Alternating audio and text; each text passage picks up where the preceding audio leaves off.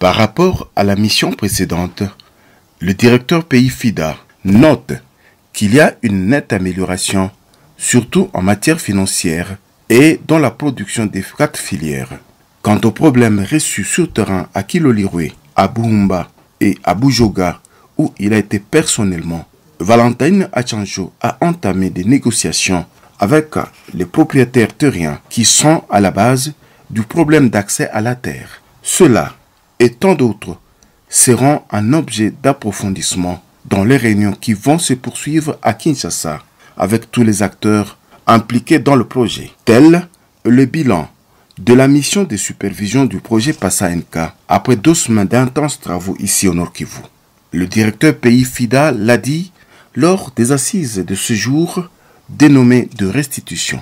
Le projet a fait des projets importants, notamment en définissant les procédures d'octroi et de gestion des fonds aux organisations paysannes bénéficiaires qui sont des partenaires clés de la mise en œuvre du projet.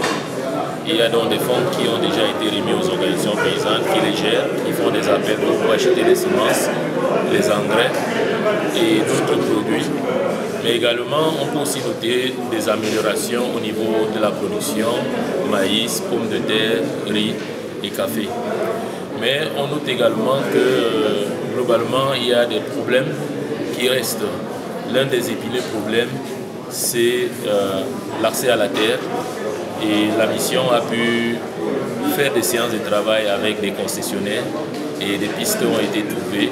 Et les concessionnaires sont ouverts, ils attendent que le projet les rencontre pour discuter sur les conditions et les prix d'accès à la serre qui doivent être améliorés parce qu'aujourd'hui on se retrouve entre 300 et 400 $ par hectare, ce qui est très prohibitif pour les producteurs. L'autre question c'est la planification du projet, y compris la planification au niveau des organisations paysannes chefs de file. On se rend compte qu'effectivement que ces organisations paysannes chefs de file dans l'achat et la distribution des semences ont beaucoup de retard.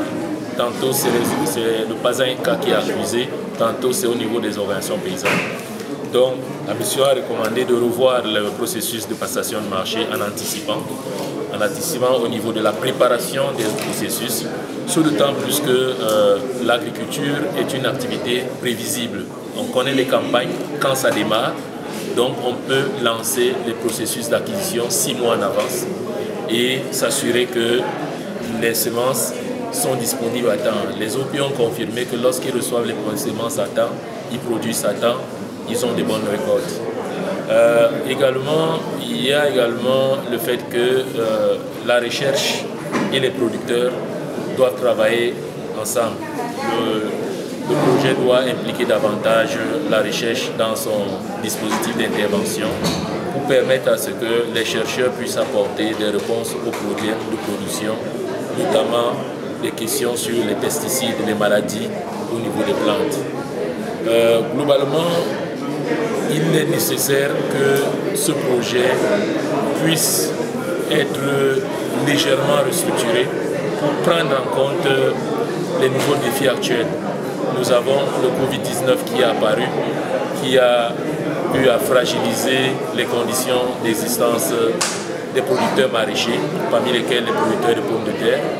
Il y a l'éruption volcanique du mont Nyiragongo qui a affecté plusieurs agriculteurs, pas seulement ceux du Passa-NK, mais d'autres filières également. Et le projet doit être capable de réagir rapidement et donc de revoir sa manière d'intervention pour ces gens qui sont affectés.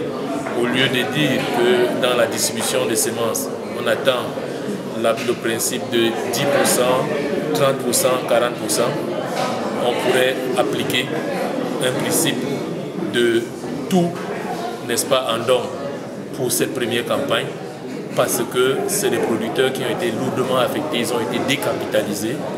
Il faut dire également que le FIDA a accordé de manière exceptionnelle également un don de 1,213 millions de $ au gouvernement congolais dans le cadre de l'atténuation des effets de la pandémie de Covid sur les petits producteurs.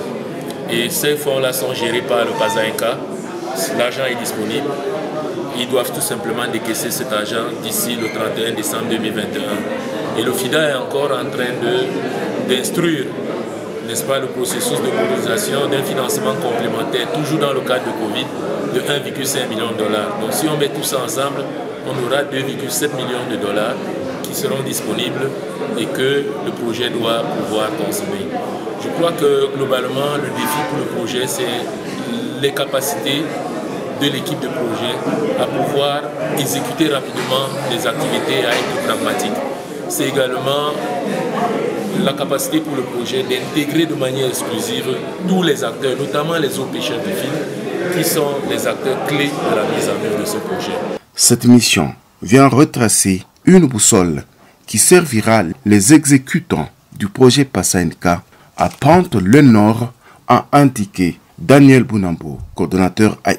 Et à partir de tous ces contours, nous allons finalement aujourd'hui suivre les grandes recommandations, les grandes lignes de la mission de supervision. Bien sûr, comprenons que cette mission va se clôturer à Kinshasa le 13 août, où il y aura la restitution finale auprès du comité de pilotage du projet Passaenka. Donc aujourd'hui, c'est juste les grandes lignes que nous allons suivre à partir de l'équipe de FIDA et du gouvernement. C'est pourquoi nous vous invitons à être attentifs afin que nous puissions capitaliser tout ce que nous dire ici et que toutes les recommandations soient très utiles pour l'avancement du projet Passaenka.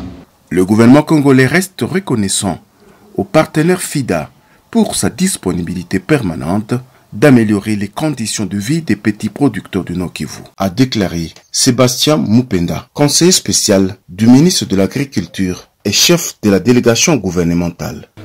Nous remercions le président de la République, son Excellence Félix-Antoine Tshisekedi Tshilombo, les gouvernements sous le leadership du Premier ministre et enfin notre ministre de l'Agriculture, M. Bilianze, qui ne ménage aucun effort pour accomplir et accompagner tous les bailleurs de fonds qui viennent aider les gouvernements dans certaines missions du service public. Une série de recommandations suivies d'un débat houleux ont clôturé ces assises.